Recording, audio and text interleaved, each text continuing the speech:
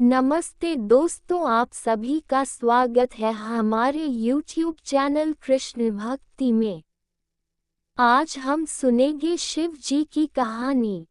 भगवान शिव शीघ्र प्रसन्न होने वाले और बहुत ही भोले स्वभाव के माने जाते हैं, इसीलिए तो उन्हें भोलेनाथ कहा जाता है।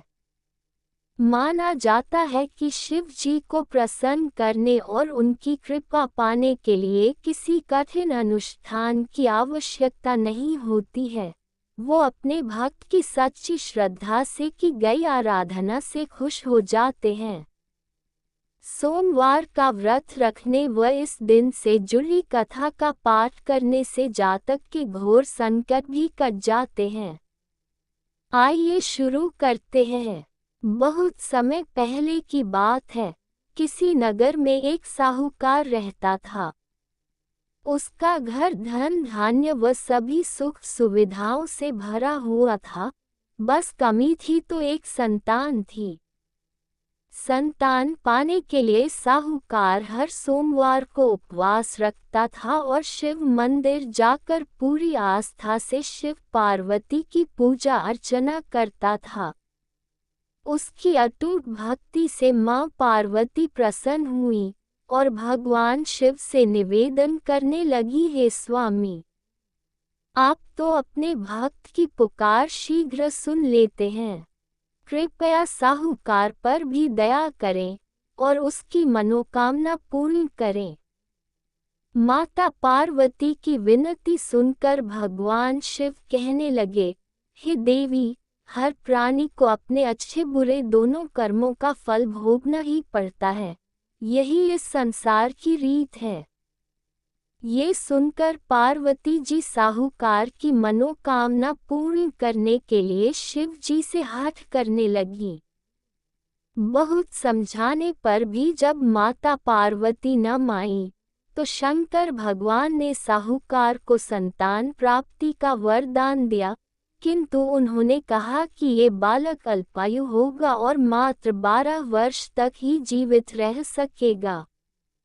उधर साहूकार भगवान शिव व माता पार्वती की बातें सुन चुका था, इसलिए उसे संतान प्राप्ति का वरदान पाने के बाद भी कोई प्रसन्नता न हुई, किंतु वो अब भी पहले की ही तरह पूरी श्रद्धा से भगवान भोले शंकर की आराधना करता रहा।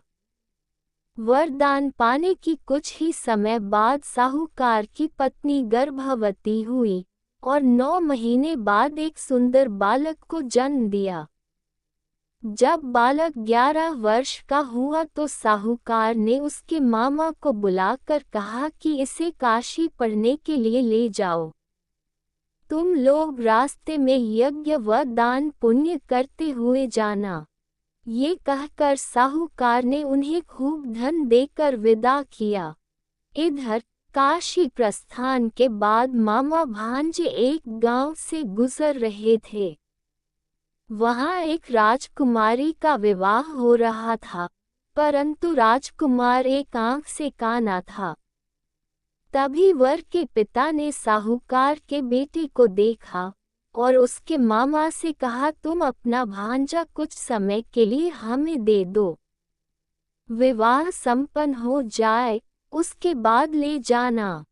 राजकुमार के पिता ने दोनों को खूब धन दिया और इस प्रकार साहूकार के बेटे के साथ राजकुमारी का विवाह संपन्न हो गया।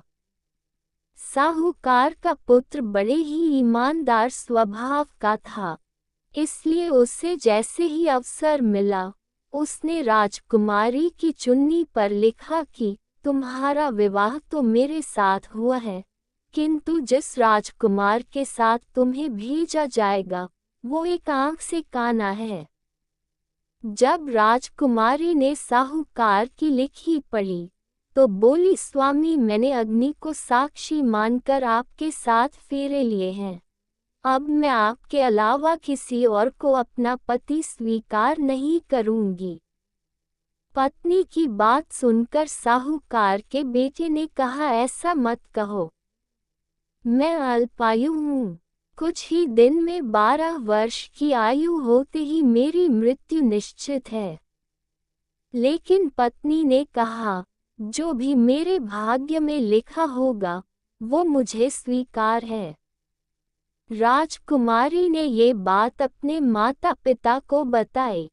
इस पर राजा बहुत क्रोधित हुए और उन्होंने अपनी पुत्री को उस राजकुमार के साथ विदा किए बिना ही बारात वापस लौटा दी।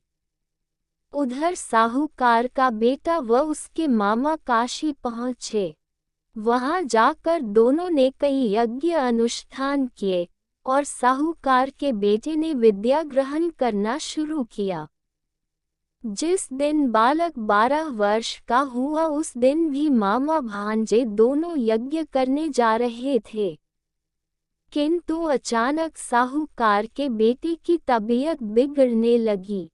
उसने अपने मामा से कहा, मामा मेरी तबीयत कुछ ठीक नहीं लग रही है। ये सुनकर मामा ने उसे अंदर जाकर आराम करने को कहा। बालक अंदर जाकर आराम करने लगा, किंतु आज ही के दिन उसकी मृत्यु निश्चित थी, अतः कुछ ही समय में उसके प्राण निकल गए। भांजे की मृत्यु होने पर मामा विलाप करने लगे। संयोगवश उसी समय भोलेनाथ व पार्वती जी उसी रास्ते से जा रहे थे। माता पार्वती ने शिव जी से कहा, हे स्वामी, ये करुण स्वर किस ओर से आ रहा है, मुझसे ये सहन नहीं हो रहा है। कृपया आप इस व्यक्ति के कष्टों का निवारण करें। माता पार्वती की विनती सुनकर जब भगवान शिव मृत बालक के पास पहुँचे तो देखा कि ये तो उसी साहूकार का पुत्र है जिसका जन्म मेरे वरदान स्वरूप हुआ था और अब इसका जीवन पूरा हो चुका है। माता पार्वती दुखी होकर कहने लगी कि हे प्रभु, इस बालक को मृत देखकर इसके माता पिता वियोग में अपने प्राण त्याग देंगे, इसलिए कृपया आप मेरी विनती सुने और इस बालक को जीवन दान दें। पार्वती जी के निवेदन पर भोलेनाथ ने उस बालक को जीवन दान का वरदान दिया। शंकर जी के आशीर्वाद स्वरूप बालक फिर से जीवित हो गया। उसने अपनी शिक्षा पूरी की और अपने मामा के साथ नगर लौट पड़ा। दोनों चलते चलते उस नगर में पहुँचे जहाँ राजकुमारी के साथ बालक का विवाह हुआ था। वहां पहुंचकर उन्होंने एक यज्ञ का आयोजन किया जिसमें उस नगर के राजा यानी राजकुमारी के पिता भी शामिल हुए। उन्होंने साहूकार के बेटे को देखते ही पहचान लिया और महल में ले जाकर उसका खूब आदर सत्कार किया। इसके बाद राजा ने अपनी पुत्री को बालक के साथ विदा कर दिया। इधर साहूकार पति पत्नी कई दिनों से भूखे प्यासे रहकर बेटे के वापस आने की राह देख रहे थे। उन्होंने निश्चय किया था कि यदि उनके बेटे की मृत्यु हो जाएगी तो वो भी प्राण त्याग देंगे।